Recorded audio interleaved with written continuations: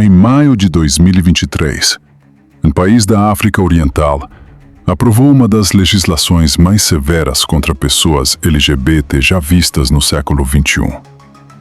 Prisão perpétua, denúncia obrigatória e, em circunstâncias específicas, pena de morte. O país é Uganda. Mas essa história não começa em 2023. Enquanto grande parte do Ocidente expandia direitos civis nas últimas décadas, outros países seguiram direção oposta. A homossexualidade ainda é criminalizada em dezenas de nações ao redor do mundo. Mas poucos casos recentes geraram tanta repercussão internacional quanto o de Uganda. Porque a nova legislação não apenas mantém a criminalização, ela amplia. Ela começa décadas antes. Em 2023, o parlamento ugandense aprovou a chamada Lei Anti-Homossexualidade.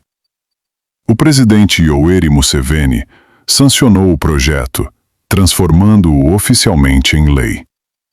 Entre os principais pontos estão: prisão perpétua para relações entre pessoas do mesmo sexo, pena de morte para o que o texto define como homossexualidade agravada, categoria que inclui casos envolvendo menores de idade ou pessoas consideradas vulneráveis. Penalidades para quem promover a homossexualidade e a obrigação de denúncia em determinadas situações. Para o governo, a medida representa a defesa dos valores culturais e familiares do país. Para críticos, a lei institucionaliza a perseguição e amplia riscos de violência. Mas Uganda já possuía legislação contra relações entre pessoas do mesmo sexo, herdada do período colonial britânico. Essas normas, introduzidas ainda no século XIX, permaneceram no sistema jurídico após a independência. Em 2014, uma versão anterior da Lei Anti-Homossexualidade também gerou forte reação internacional. Na época, o texto previa punições severas, incluindo pena de morte em termos mais amplos. Meses depois, a lei foi anulada pela Suprema Corte do país por questões processuais. Ainda assim, o debate não desapareceu. Ele retornou com mais força. Uganda é um país profundamente religioso. Grupos cristãos conservadores exercem influência significativa na política e na formação da opinião pública. Líderes religiosos defenderam publicamente medidas mais rígidas, argumentando que a homossexualidade contraria princípios morais e espirituais da sociedade local. Alguns pesquisadores também apontam a influência de movimentos religiosos estrangeiros no debate cultural interno.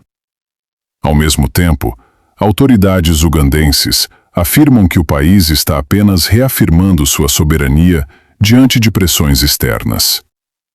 Quando a lei foi sancionada em 2023, a reação internacional foi imediata. Governos ocidentais condenaram a medida. Organizações de direitos humanos classificaram a legislação como uma das mais severas do mundo contemporâneo. Instituições financeiras internacionais sinalizaram possíveis revisões de apoio e investimento. A tensão deixou de ser apenas social, tornou-se diplomática e econômica. Uganda respondeu, acusando o Ocidente de imperialismo cultural, afirmando que nações estrangeiras não deveriam impor valores a sociedades com tradições distintas. Internamente, o cenário é complexo. Relatos indicaram aumento de denúncias e temor entre membros da comunidade LGBT. Organizações locais alertaram para riscos de perseguições informais e violência. O governo, por sua vez, afirma que a legislação se aplica a comportamentos definidos em lei e não autoriza ações extrajudiciais. Pesquisas realizadas no país sugerem que parte significativa da população apoia medidas restritivas.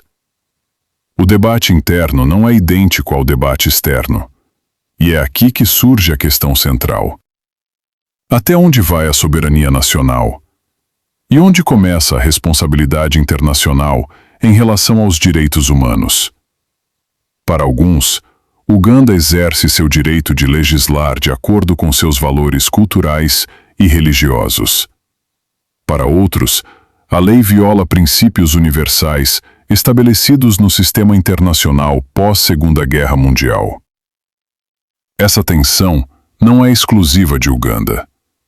Ela reflete um movimento mais amplo, observado em diferentes regiões do mundo. Uma reação conservadora às transformações sociais das últimas décadas. A legislação ainda enfrenta desafios judiciais internos e pressões externas continuam. O impacto econômico das sanções e restrições internacionais permanece em avaliação. Mas, independentemente do desfecho, o precedente já foi estabelecido. Uganda tornou-se um símbolo de um embate global entre tradição e modernidade, entre cultura local e padrões internacionais, entre soberania estatal e direitos universais. O que está em jogo não é apenas a política de um país africano.